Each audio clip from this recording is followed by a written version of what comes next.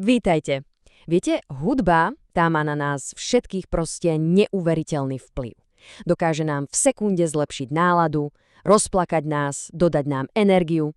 Tak nejak prirodzene ju spájame s tými najhlbšími emóciami a považujeme ich za jej úplné jadro. Ale čo ak je tá skutočná krása hudby ukrytá niekde úplne inde? No a asi pre väčšinu z nás je tá odpoveď úplne jasná, však? Samozrejme, že áno, ale dnes sa pozrime na jednu myšlienku, ktorá túto zdanlivo nespochybniteľnú pravdu obracia tak povediac hore nohami. Ale poďme pekne po poriadku. Najprv si priznajme niečo, čo je absolútne nepopierateľné. Hudba má skrátka obrovskú emocionálnu silu. Je to taký univerzálny jazyk, ktorý spája ľudí naprieč kultúrami aj generáciami. Hej, je to proste spoločná ľudská skúsenosť. Ten pocit, keď sa zdá, že skladateľ presne vedel, čo v tej chvíli cítime a dokázal to pretaviť do tónov. Je to naozaj silný a skutočný zážitok.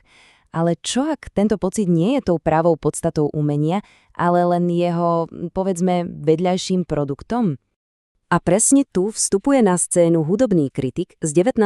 storočia Eduard Hanslick. Ten prišiel s tvrdením, ktoré v jeho dobe mnohých doslova šokovalo a úprimne dodnes vyvoláva celkom vážnivé diskusie. Hanslick totiž veril, že tá pravá nefalšovaná krása hudby leží niekde úplne inde.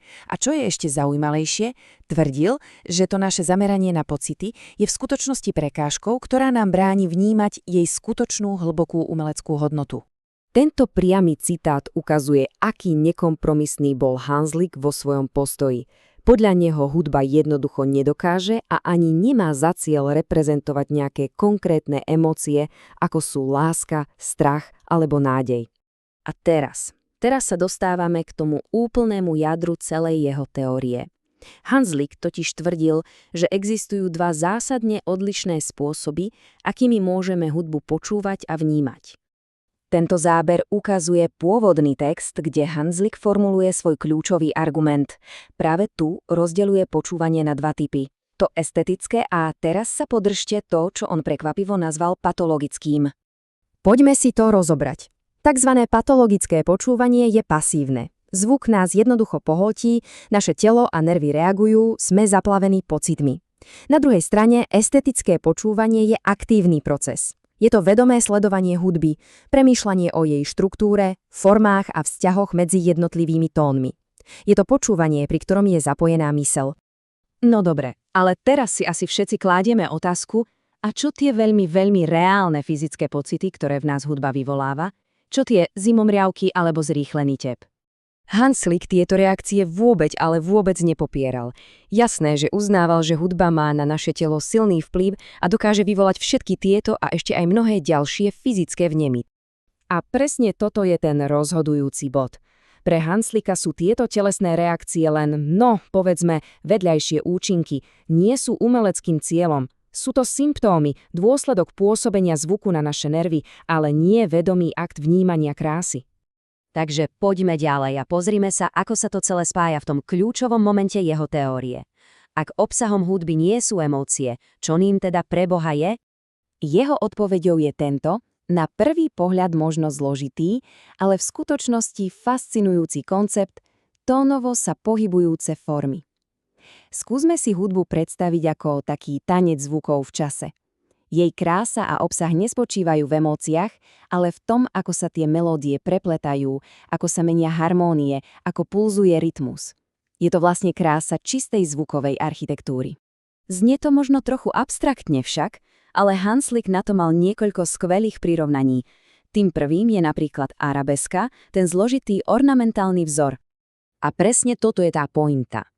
Obdivujeme symetriu, ladnosť línií a komplexnosť vzoru arabesky alebo tie meniajúce sa tvary v kaleidoskope. Ich krása je v nich samých, v ich forme a nie v nejakom externom príbehu či pocite. Ale asi tá jeho najsilnejšia a najznámejšia analógia je práve architektúra.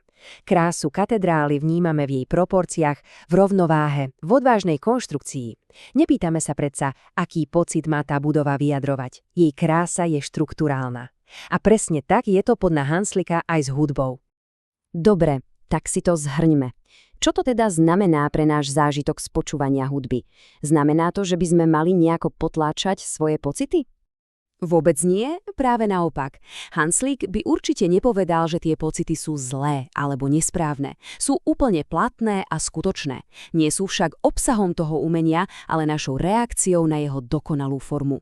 Tá radosť, ktorú cítime, je v skutočnosti radosťou z krásy samotnej hudobnej štruktúry. Takže ako sa dá do tohto estetického počúvania vlastne pustiť? Je to skôr o takom aktívnom zapojení. Namiesto pasívneho kúpania sa v emóciách sa dá skúsiť sledovať hudobnú líniu, všímať si, kedy sa vracia hlavná téma, ako sa mení rytmus, ako nástroje spolu komunikujú. Je to tak trochu ako sledovať prácu architekta v reálnom čase. A tento záverečný citát to celé vlastne geniálne zhrňa. Hudba nepotrebuje žiadne ospravedlnenie ani vysvetlenie cez emócie z vonkajšieho sveta. Jej krása je autonómna, jedinečná a je obsiahnutá sama v sebe vo svojej podstate. Takže, myšlienka na záver. Toto určite neznamená, že si treba vybrať jedno alebo druhé. Ale možno, len možno, pri najbližšom počúvaní obľúbenej skladby stojí za to skúsiť sa okrem tých pocitov započúvať aj do jej fascinujúcej, nádhernej a čisto hudobnej formy.